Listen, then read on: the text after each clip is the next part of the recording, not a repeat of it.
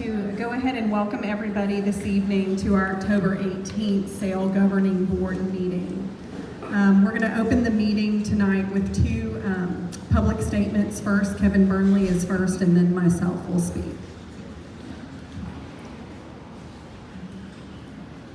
I'm going to call the meeting to order at 5:30. Attempts have been made by the SAIL Governing Board to protect terminated employees and the 3 board members who were removed by not disclosing additional information about these administrative actions to the public.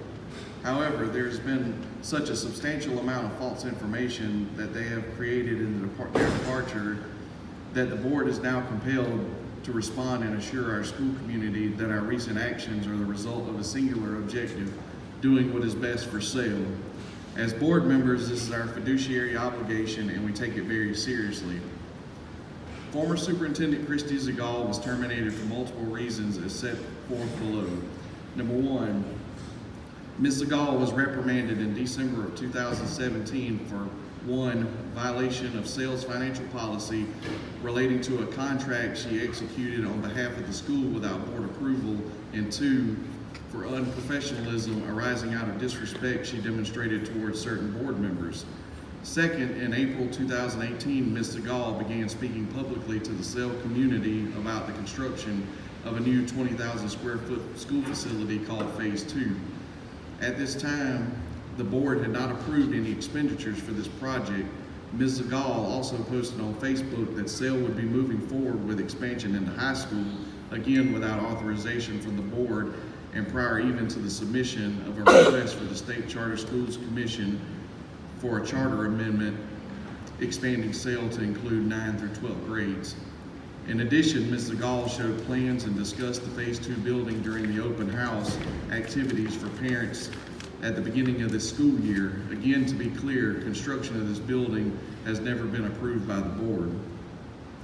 Number 2, on August 16, 2018, the board took the additional step of specifically directing Ms. Zagal not to discuss plans for Phase 2. Ms. Zagal immediately violated this directive by carrying on conversations about Phase 2 with parents and staff. At that same board meeting, the Phase 1 developer met with the board to answer questions regarding the potential for Phase 2. The board requested additional details on the construction costs from Phase 1, which were not provided by the developer.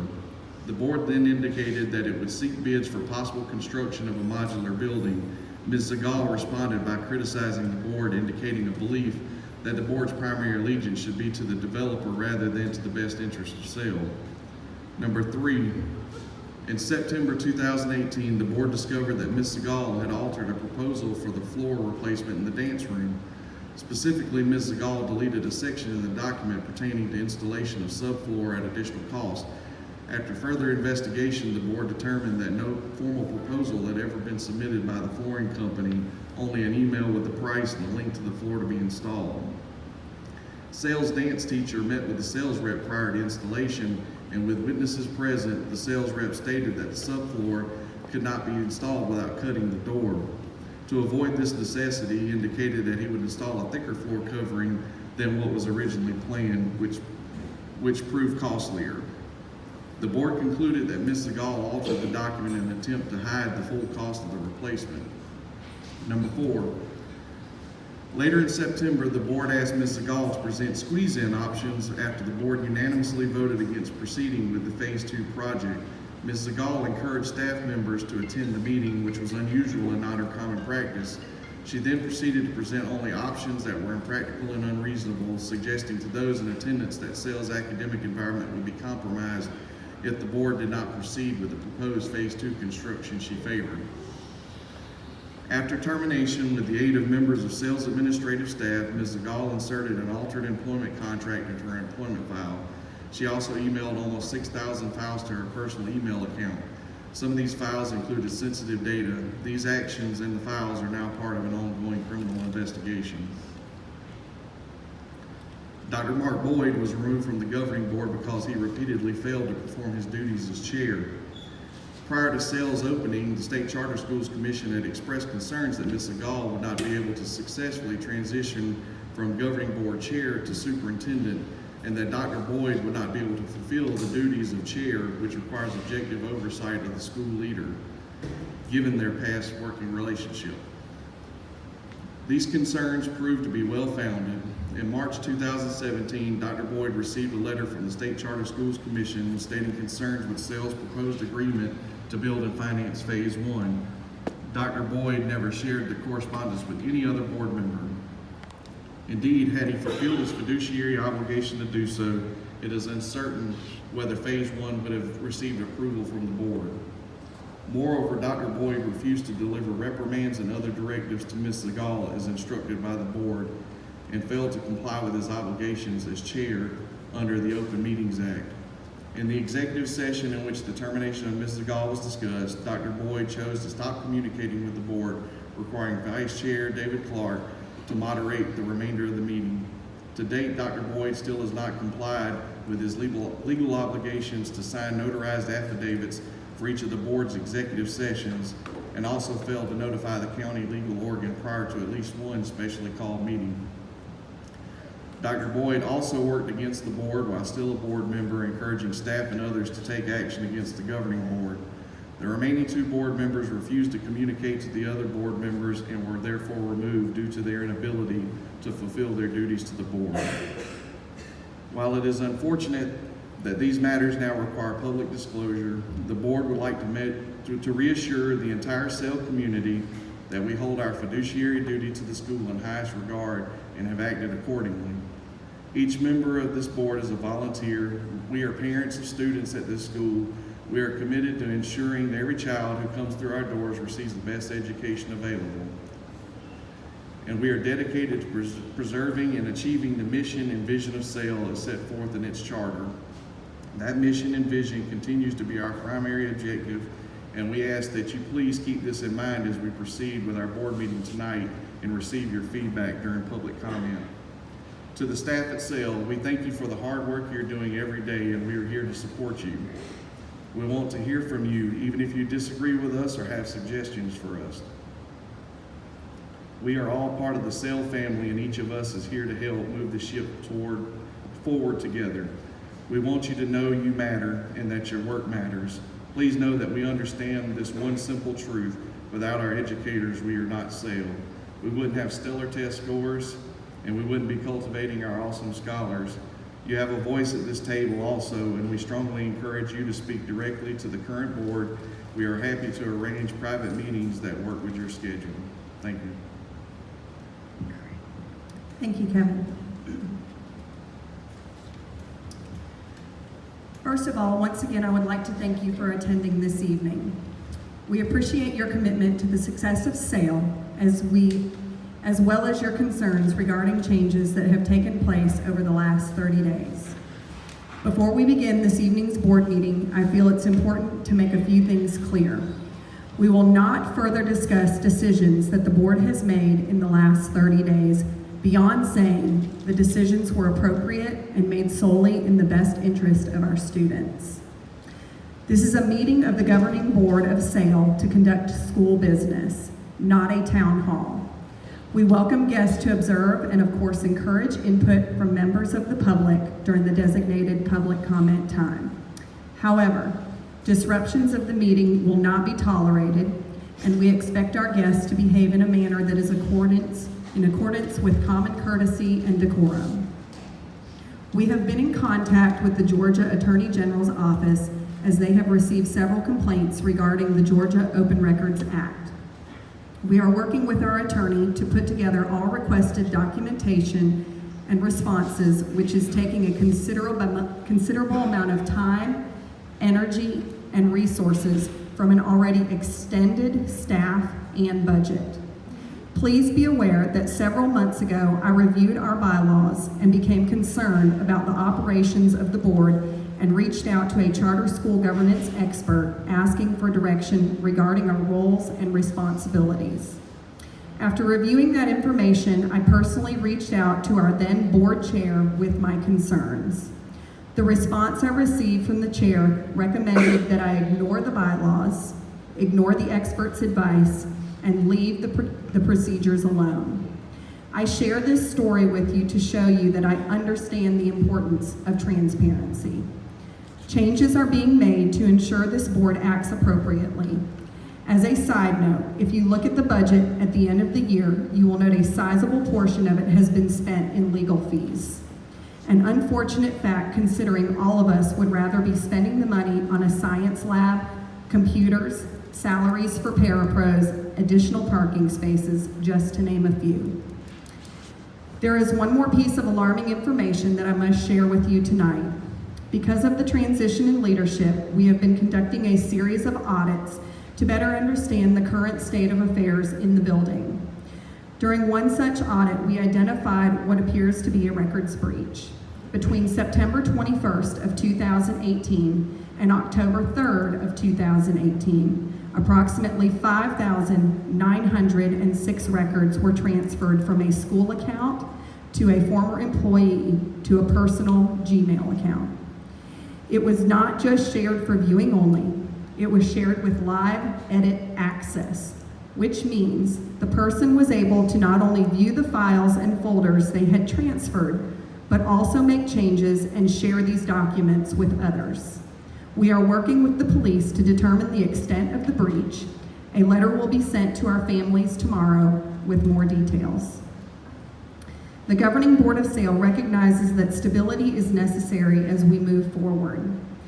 To that end, we have been working to create an action plan for the future to ensure our school is sustainable and renewable.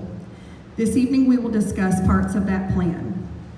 As a broad overview, in the coming months, the board plans to amend our bylaws to better protect the school, revise the school's budget to more accurately reflect the school financial state and ensure financial stability, work with school leadership to revise the school's strategic plan to ensure that while we continue with the growth plan and the creation of our middle school, we are not jeopardizing the long-term financial stability of the school or entering into agreements that are not in the best interest of the school.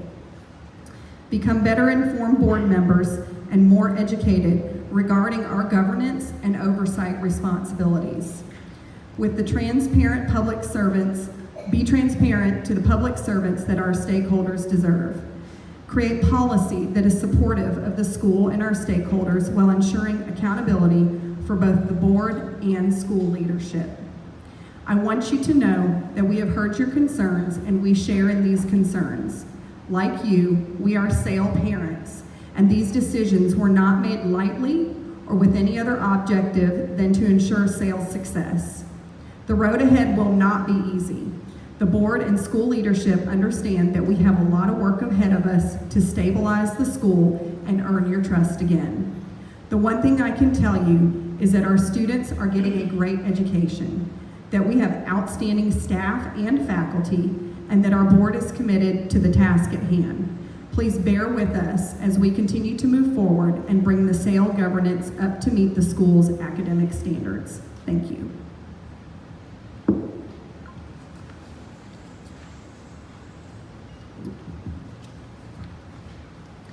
Next on the agenda, we're going to approve the meeting minutes from September 20th, September the 26th. Oh, I'm sorry. Let me go back. Approve the agenda. Sorry. Do I have a motion? I make a motion we approve the agenda. Second? Second. All in favor? Aye. Now forward with the minutes. I would like to present to you, we have a packet actually of 3 sets of minutes here from September the 20th, September the 26th, as well as, September the 21st.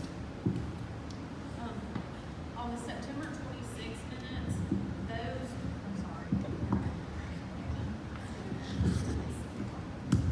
On the September 26 minutes, there are some incorrect items on there, and so that does need to actually be amended. So I would make a motion to table approval of the September 26 minutes till the next meeting.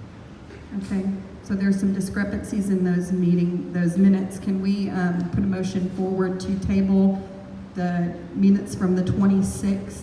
I'll second the motion. Yeah, I motion to table those till the next meeting. All in favor?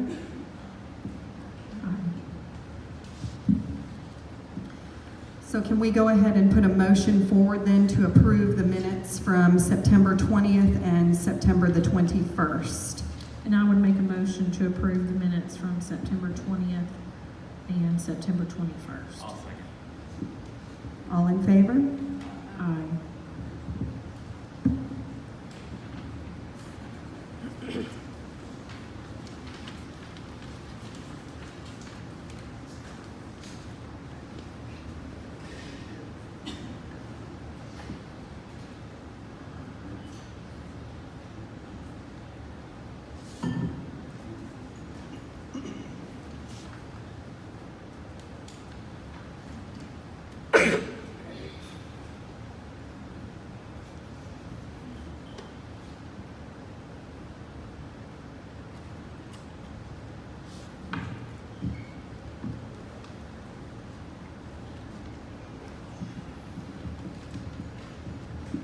All right, next on the agenda, we are going to be looking at the financials. We do have a monthly financial statement. I believe that Andrew, how do you say your last name?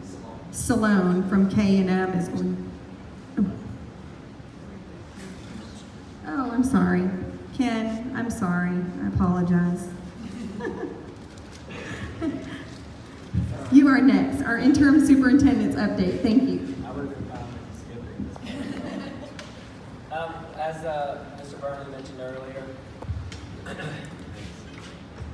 As Mr. Burnley mentioned earlier, there were a couple of plans put forward by our previous superintendent involving a request from the board to give options if there were no building to house the students and the programs that were running this year.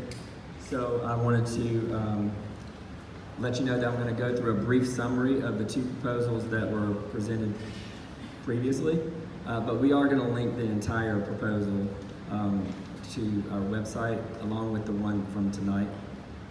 I just wanted to let you know in full disclosure that it was abbreviated for your time, and also there were a lot of numbers and things in there that you could review. So these are the slides 3 through 9 that were previously presented. So it's a squeeze proposal, which is basically what we were calling our idea is to put kids in spaces that were available already. The option 1 that was presented was to use the cafeteria as a space for classes. You can see that there is gifted and STEAM pull out here. There will be small group instruction. There were places for Encore and some of the middle school classes used in the cafeteria. The multi-purpose room would house the special ed and some of the remedial programs, EIP and Title I, also some gifted programs within the multi-purpose room. That would require us to do something with our Encore schedule.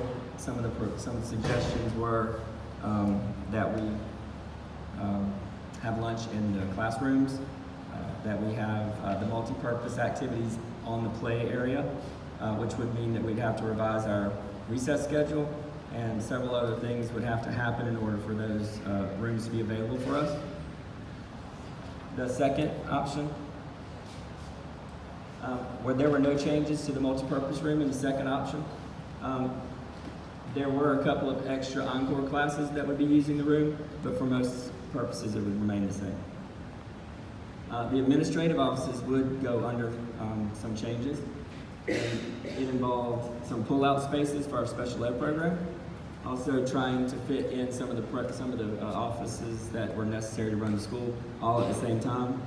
And again, I know it's small, so we're going to post it so you can look at it. But overall, it just meant reconfiguring the administrative offices. So the plan that we're going to propose tonight, in order to avoid having to take out our multi-purpose room or change our cafeteria into classroom spaces, we're going to try to use our available rooms that are already here. several teachers, 6, 7 teachers were involved in putting this together, and they each presented different schedules. These are sort of a combination of those schedules, and they are only a proposal. So you will see that even if we were to go with this option, there may be a few changes, but for the most part, this is how it will work. We would share our classrooms, because classrooms are where the children need to be learning. The lobby is too loud. It's also a main point of traffic for our school, going to all things in cafeteria, multi-purpose room, and then also some activities that happen further down on the middle school wing. So this basically is stating that we feel like the classrooms or the classroom spaces are a better place for the kids to learn. So the way we'll get that done is we can look at our lunch schedule, and we can use our lunch schedule. So as a class is in the lunchroom eating lunch, another teacher, an EIP teacher, an REP teacher, any of our special interrelated special ed teachers could use those classrooms. So for example, when I was teaching kindergarten, when I took my class to the cafeteria, someone could go into my classroom for 35 to 40 minutes and use that room to teach reading. So if I set my room up in that way, then the student that was coming to see the REP or the EIP teacher for reading help would always go to the same room. So it won't rotate, it'll be the same space, and teachers will share the space. So we could use the lunch schedule to do that, or we could also use our encore schedule to do the same thing. This is a representation of where teachers are during their encore time. So a class could do the same exact thing with the lunch schedule and the encore schedule. And that's how that would work. So keeping that in mind, we had a few sample schedules given to us from some of the REP and EIP teachers. And it would look something like this. So we might use the second grade breakout room, which used to be the nurse's office for people who were here last year. So that second grade breakout room would have Ms. Wortham, one of our teachers in a related program. She'd have an ELA class. It would be 6 students. And that room would be available for her to use. Or she might go into a classroom, like down here in either Ms. Teagarden's room or Ms. Hubbard's room. She might choose to do that instead. But once that was identified, that's where it would be, and it would stay that way. So this is an example of the classroom space using the second and third grade breakout room a little bit more than the teachers' rooms. And this is a sample schedule that could work. It was put together with the intention of being a working schedule, but as I said, you have to run a schedule before you'll know if it works for good. So this is an example of how that might work. Our REP teacher might be in that room from 8 to 8:55. She'd have 13 students, and she'd be in that second and third grade breakout room until she was done with her classes. So that, in combination with classrooms that are empty because of lunch or encore, pretty much could run the schedule that's holding our lobby classes right now. So option B, if that schedule were to have any problems, would be to take a little bit of that one that we just talked about, but also add it to an overall change for the school in schedules. And some of you middle school parents may already know that the middle school teachers were thinking a little bit about adding some breaks or some different times for social activities up in the middle school hall. So if we were going to change that to add those breaks anyway, we might just go a little bit further and change a couple of other things that might accommodate a teacher who would need to use a room. So that's what the second part, or the option B for tonight would be. And this is just an example, not a working schedule, but an example, a true example of something that 2 or 3 teachers put together that would work. Now, it's maybe not the most ideal, but it would work. And it would, again, empty out our lobby. I had to put it on 3 slides. I could not get it to fit on one. We got a lot of stuff going on. So that would be our proposal to the 2 that were previously presented. Thank you. All right, now we are on to our financial reports. We do have our monthly financial report that Andrew is going to present to us. Thank you, Andrew.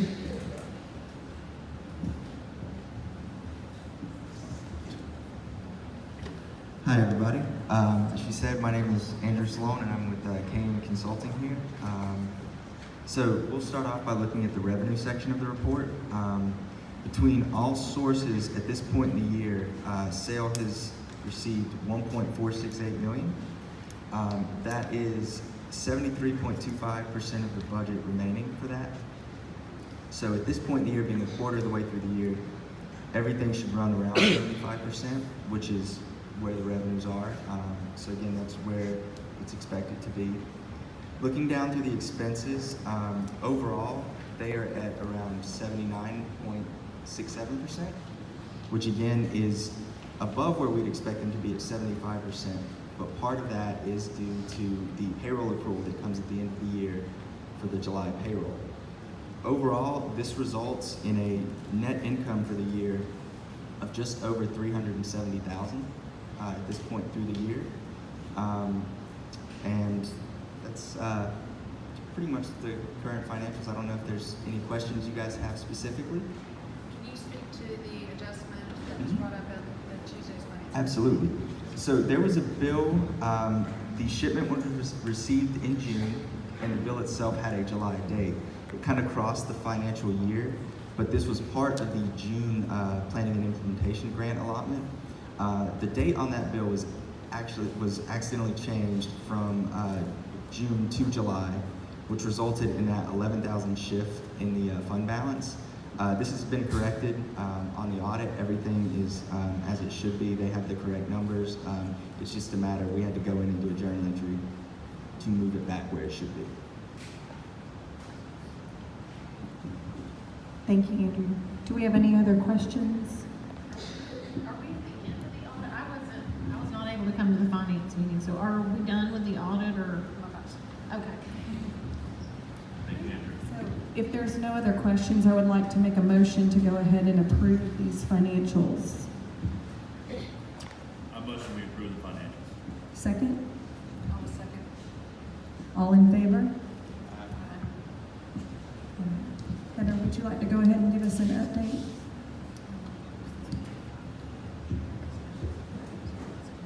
Okay, I've got a few updates for everybody. The first one is regarding some budget revisions that we're looking at. In reviewing the documentation that was previously provided to the board regarding the budget and comparing to the actual current information, there is a large disparity. So as a result, we are beginning the process of revising the budget, and we plan to present the first draft of the revision at the next board meeting and plan to have the final approval of the revised budget by the beginning of the new year. Next, I'd like to update everybody on the independent audit.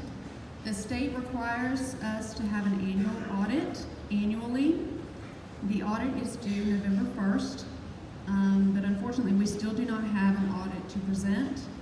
While preparing the information for the audit, we've identified what appears to be a $2.6 million discrepancy in reconciling the building loan.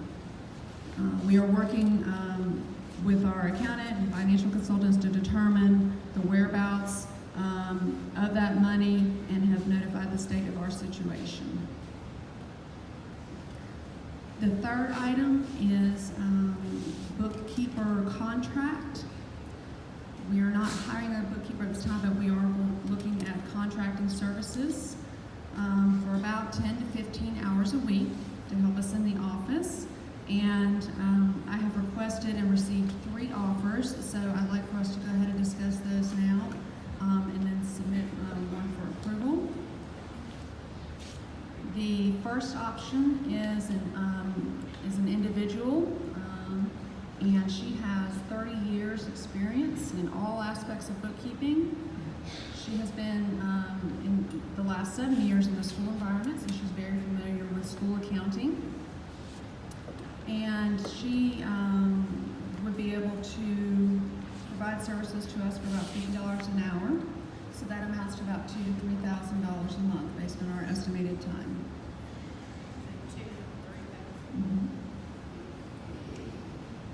I do want to mention with her, she does work full-time already, so this would be something that she would be doing in addition to that to help us out. Okay. The next option is from a local accounting firm providing one of their paraprofessionals to provide services. This option would be between $2,000 and $2,500 a month, and this is The Cleveland Group?